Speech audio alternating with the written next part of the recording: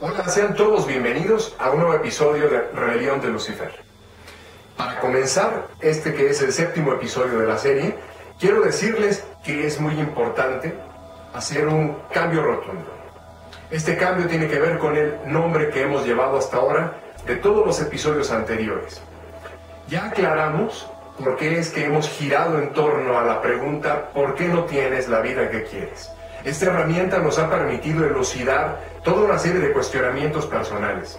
Sin embargo, a partir de este momento, este episodio número 7, tocan ya los temas de cómo tener la vida que quieres. Por lo tanto, hago un cambio de nombre a La vida que quieres. Es por esa razón que este séptimo episodio se titula así.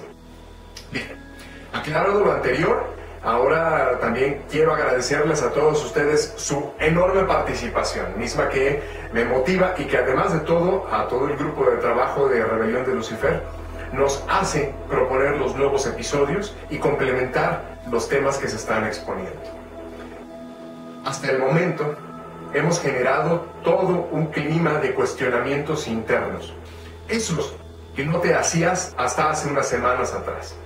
Hicimos toda una serie de cuestionamientos muy personales, que a veces pasan desapercibidos o que incluso queremos negar, porque nos conviene negarlos. Tal vez hasta hace unas semanas tu respuesta al ¿por qué no tienes la vida que quieres? Era porque Dios así lo quiso, porque esta es la situación que nos tocó vivir, porque no queda de otra y demás consuelos que el común de la gente se da a sí mismos y entre ellos.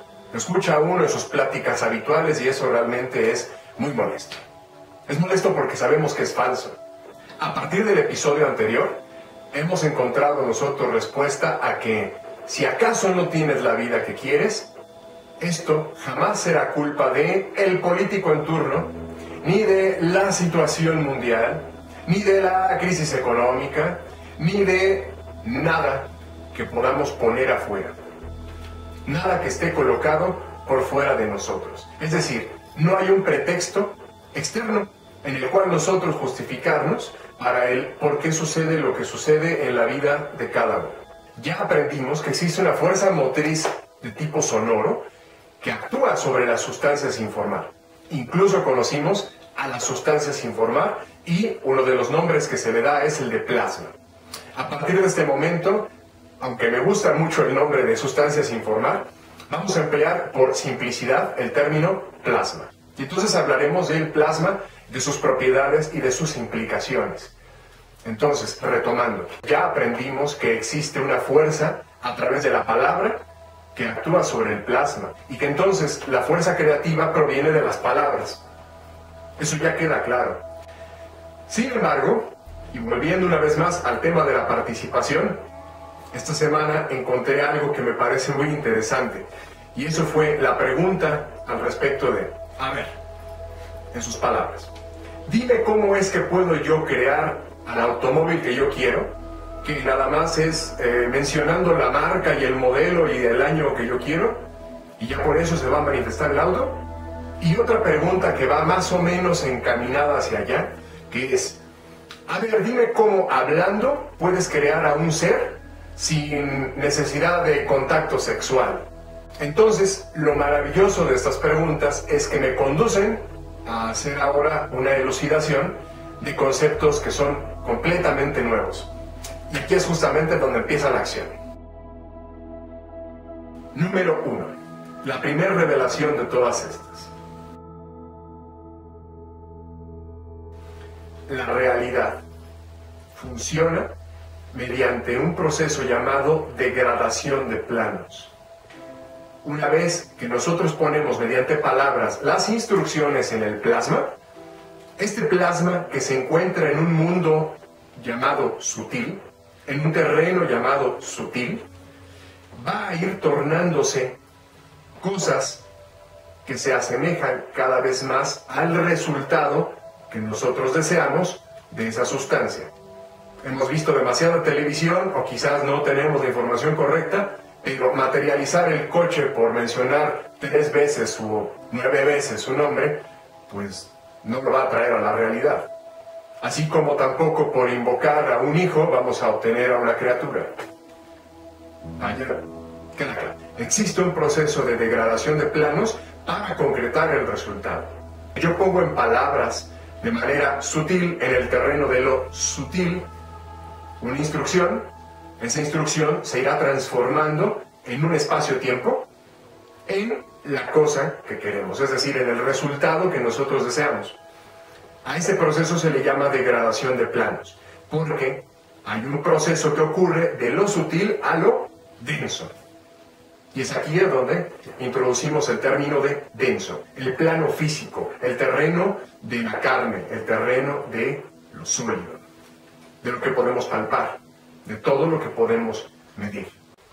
Siguiente revelación.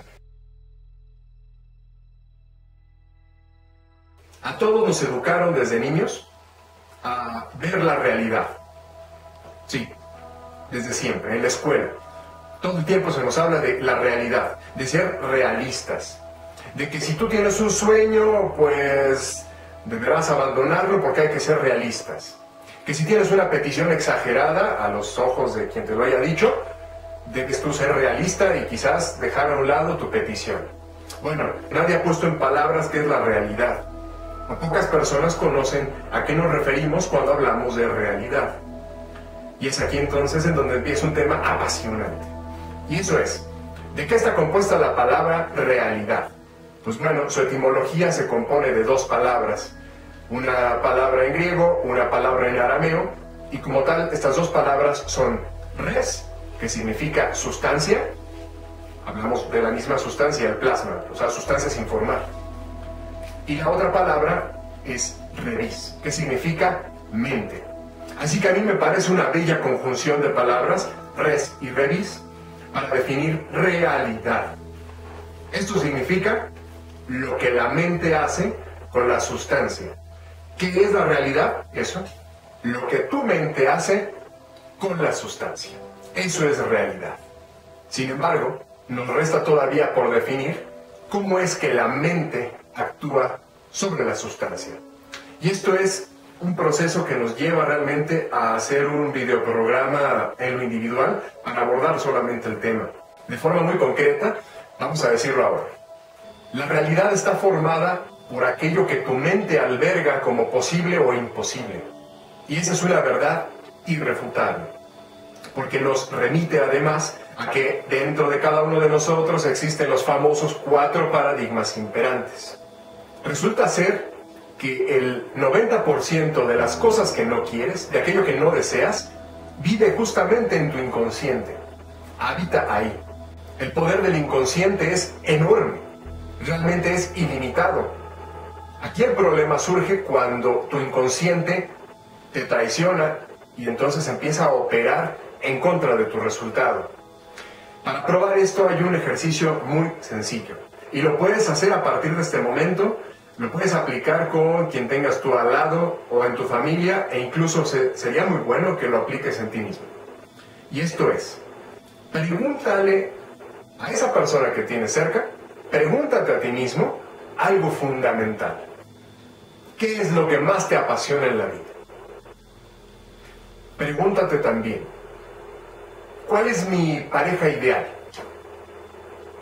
Pregúntate, ¿cómo te ves dentro de 5 años?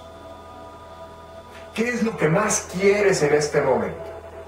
Son cosas verdaderamente importantes, es decir, son trascendentales. Por lo tanto, pues las respuestas las suponemos bastante claras para cada quien. Ahora, haz este ejercicio y anota textualmente cuáles son las respuestas, tanto las tuyas como las de a quien estés cuestionando. Sería extraordinario si tienes una grabadora y entonces te dedicas a grabar palabra por palabra las respuestas. Realiza las preguntas en un momento y tal vez dentro de 30 minutos más repite las mismas preguntas. Deja pasar 1 hora o 2 horas, vuelve a hacer las preguntas. Graba las respuestas, escríbelas. Deja pasar 1 día o 2 días, vuelve a hacer las preguntas. Anota todas las respuestas. Tus respuestas. Y entonces llegarás a una conclusión fascinante. Y esa es, nadie repite 2 veces la misma idea. Nadie puede poner en palabras realmente lo que quiere. Y esto, si no te sacude, en realidad no sé qué más te pueda sacudir. Porque es completamente definitorio el hecho de que todo el mundo cree que sabe aquello que quiere, mas no lo sabe poner en palabras. Todos creemos tener claro en la mente nuestras ideas, nuestros pensamientos, aquello que queremos, nuestros resultados. Sin embargo, al hacer este tipo de pruebas, nos damos cuenta de que, pues definitivamente nadie tiene las palabras con las cuales expresarlo, ni tiene firme la idea. Su pensamiento está aquí y su decir está acá. No hay correspondencia entre lo pensado y entre lo dicho. Y ahí entonces estamos en un severo problema, porque la mayoría entonces está inconscientemente emitiendo todo un diálogo hacia la sustancia del cual ni siquiera es consciente. Suena algo enredado. Sin embargo, este es el problema que ha tenido la humanidad y que se ha repetido episodio tras episodio. Tanto así que incluso dentro de varias culturas, lo primero que uno se pregunta es: ¿quién mueve tu boca cuando hablas? ¿Quién mueve tu boca cuando hablas? Refiriéndose, obviamente, al inconsciente, es decir, nuevamente al ego en ti. Tercera revelación del día de hoy. La única herramienta con la que contamos para poder darnos cuenta de aquello que sale de nuestra boca es el oído. Escuchar es la única manera en la que nosotros vamos a descubrir cuáles son las palabras que emitimos constantemente, cuáles son las ideas que estamos expresando y contrastarlas con los pensamientos para saber si existe o no correspondencia entre ellas. La escucha es la única herramienta que tenemos en lo individual, aunque también la podemos emplear para con otros, para contrastar lo que se dice de lo que se piensa. Y entonces darnos cuenta que efectivamente, en su gran mayoría, nuestras palabras son distintas de nuestros pensamientos. Creemos que decimos y al momento de decir, constatamos que es muy distinto al pensamiento. Por lo tanto, la escucha es la principal herramienta para generar realidad propia. Cuarta revelación de este día.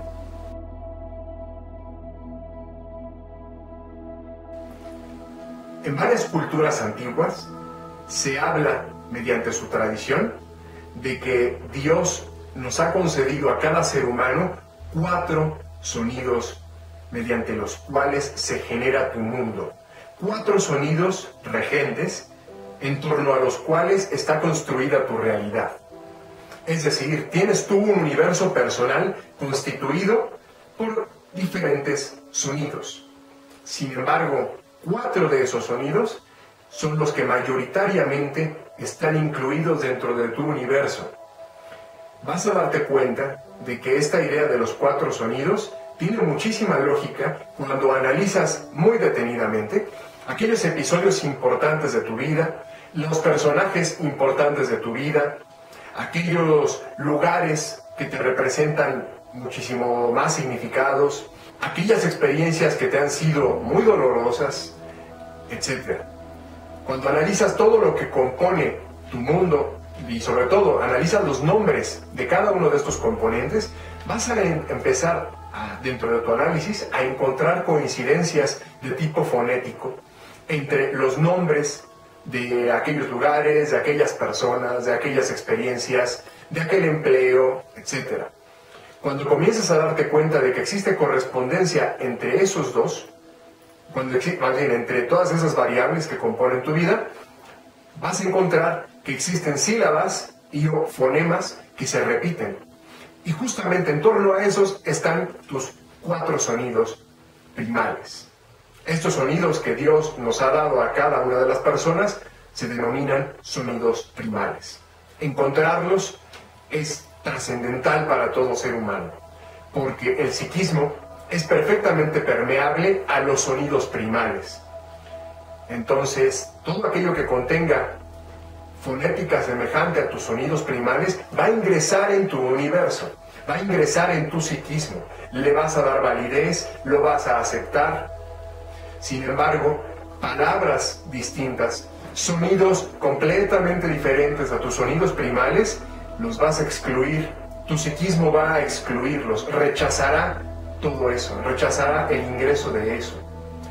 Así que si tú armas una serie de instrucciones para plasmar y no incluyes tus sonidos primales, pues el nivel de significancia para tu interior va a ser mínimo. Resultado muy distinto cuando tu resultado está expresado en términos de tus sonidos primales. Y es así como vas a hacer que permee hacia tu interior, que todo en ti vibre y reverbere en torno a esos sonidos y por lo tanto la concreción de tu resultado se asegura muchísimo más rápido. La cultura egipcia conocía tanto el fundamento de estos sonidos primales que a los faraones se les practicaba una prueba para identificar cuáles eran sus sonidos regentes, es decir, de qué manera estaban componiendo ellos su universo. Entonces a esta prueba se le denominaba prueba REM. En ella se encontraba cuáles eran los sonidos que más participaban en su diálogo externo, en la composición de su entorno, en el nombre de sus familiares, etc. Y entonces el sacerdote, en este caso, quien aplicaba la prueba, elucidaba cuáles eran las concordancias fonéticas entre todo aquello que él decía durante un periodo de días. Y justamente así es como se encontraba cuáles eran tus sonidos regentes. Es un ejercicio que a todos nos conviene hacer, porque entonces vas a encontrar coincidencias en los nombres de las parejas que has tenido. Por poner algo muy concreto, habrá personas que extrañamente tienen como parejas de los últimos años o incluso de toda su vida, aquellas mujeres con terminación Ana, por ejemplo. O que las empresas en donde han tenido muchísimos mayores éxitos tienen tal vez la sílaba R. O que aquellas donde han tenido los mayores fracasos o las experiencias más dolorosas tienen, no sé, una fonética semejante entre ellas. Cuando analizamos eso y que tal vez los colores que más nos gustan, los sabores que más disfrutamos, también comparten sílabas, estás prestando atención a lo que sonidos primales significan.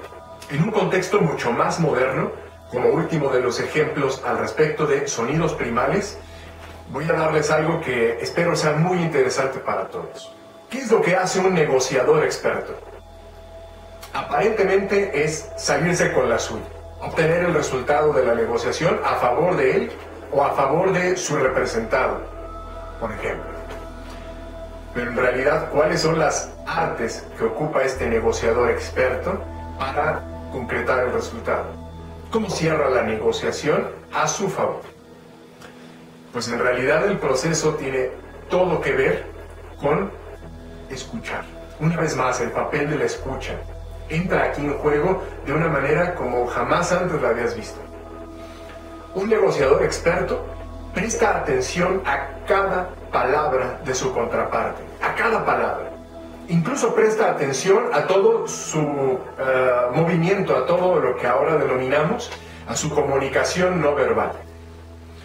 Este negociador presta atención a qué palabras ocupa más su contraparte, con qué palabras sustenta sus argumentos, cuáles son las estructuras gramaticales que él emplea, porque entonces, una vez que las identifica, que reconoce cuáles son esos sonidos en su contraparte, él estructura sus respuestas, su propuesta, sus frases de las mismas palabras de las cuales su contraparte le está dando.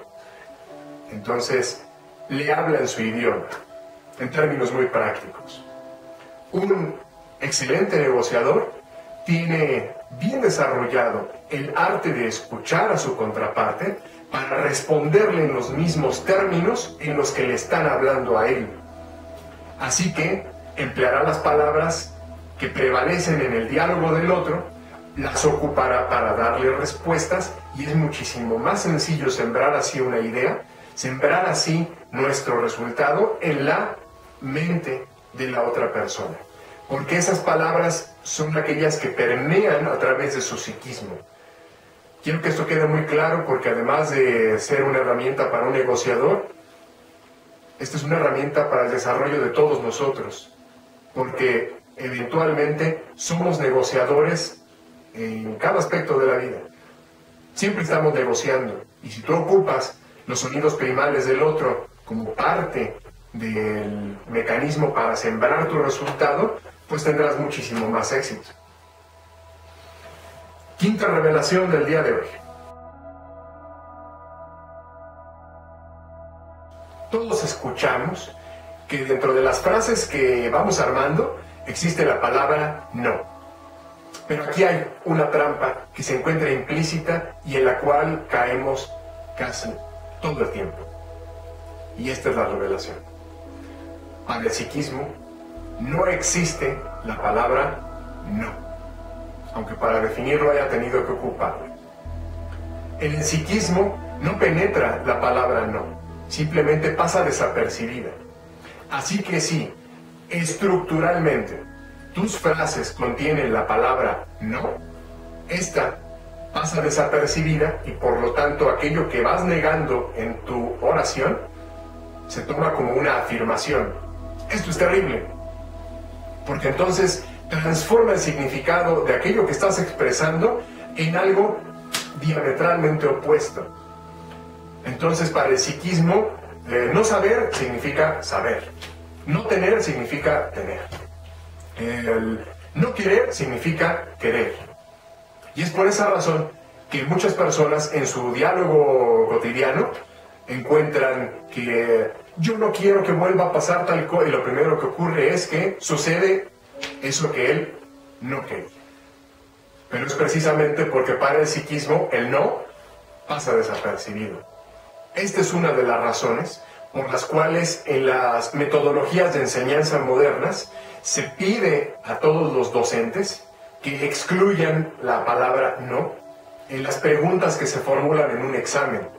Porque si el alumno lee supuestamente con detenimiento la pregunta del examen, va a evadir el no y muy posiblemente conteste de forma equivocada. Entonces, se pide siempre que las preguntas estén estructuradas de forma afirmativa. Este truco, llévalo a tu vida, aplícalo en tu diálogo cotidiano y vas a tener muchos mayores resultados en menos tiempo y principalmente el resultado que tú buscas. Arma todas tus frases de forma afirmativa. Intenta, busca todos los medios para sustituir la palabra no por sinónimos. Ocupa mayor cantidad de palabras en tu lenguaje para evitar el uso de la palabra no. Ya sabes por qué te conviene. Guardé esta como la última revelación del programa de hoy por ser de una importancia muy especial.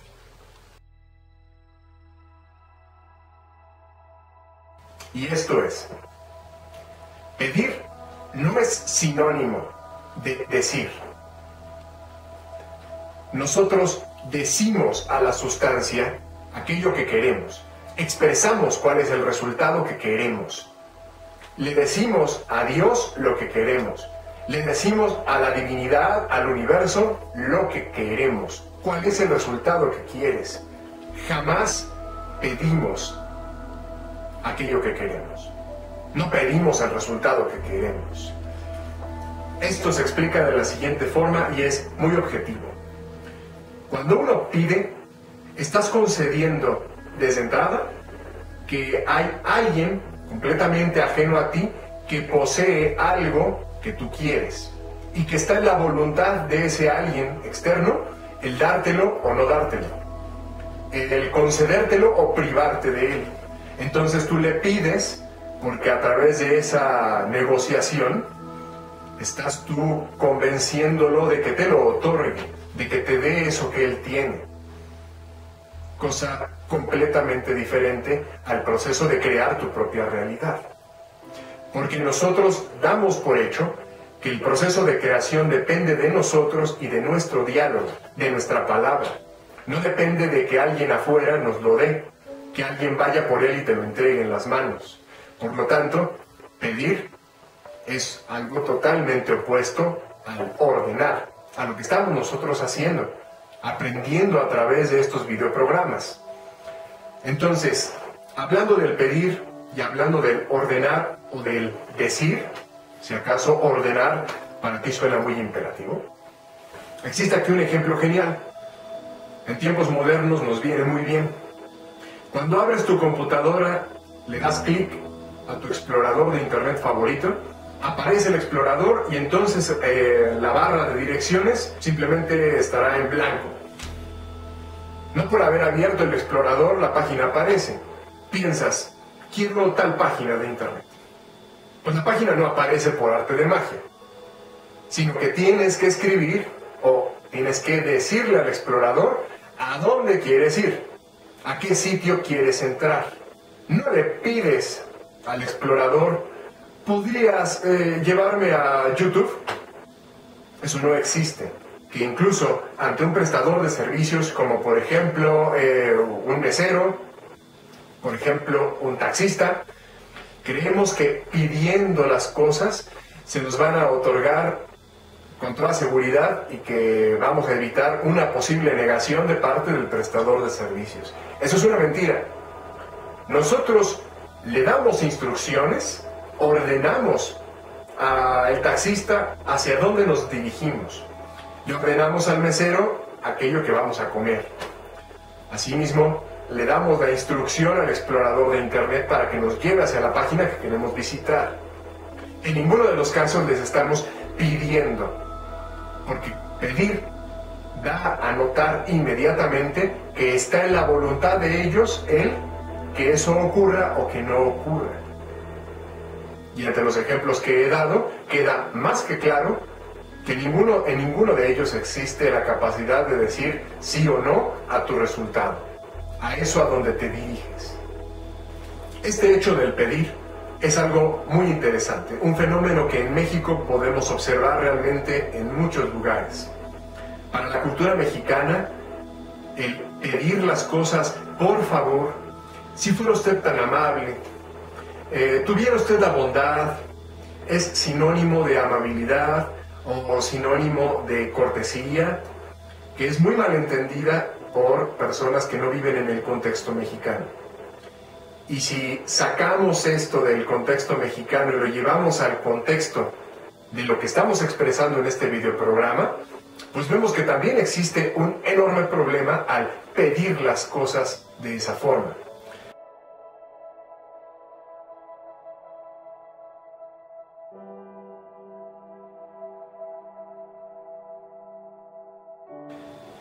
El plasma, que lo rodea todo y que habita en todo, está escuchando también eso que estás diciendo. Entonces, das por entendido que pides las cosas, porque sabes que algo te las debe dar, porque sabes que hay alguien que te las puede otorgar. Y esto, en términos de rebelión de Lucifer, es completamente equivocado. Nadie allá afuera que deba otorgarte a ti las cosas. Tú creas las cosas. Tú vas por ellas. Eso es generar realidad propia. Hasta el momento, esta es la información que comparto con ustedes por medio de este programa y vamos a continuar en el siguiente episodio con un principio al respecto de cómo crear la vida que quieres, que ilustrará muchísimo cuáles son las diversas escuelas de las que proviene el conocimiento para generar eso que queremos. Mientras tanto, si este video te ha aportado la información que necesitabas, te ha enseñado cosas nuevas, te ha servido en algún aspecto o en varios aspectos, te pido que le indiques me gusta, que te suscribas inmediatamente al canal, que lo compartas con todos tus conocidos. Mientras tanto, yo agradezco que hagas todo esto y te veo en el siguiente videoprograma de Rebelión de Lucifer. Hasta pronto.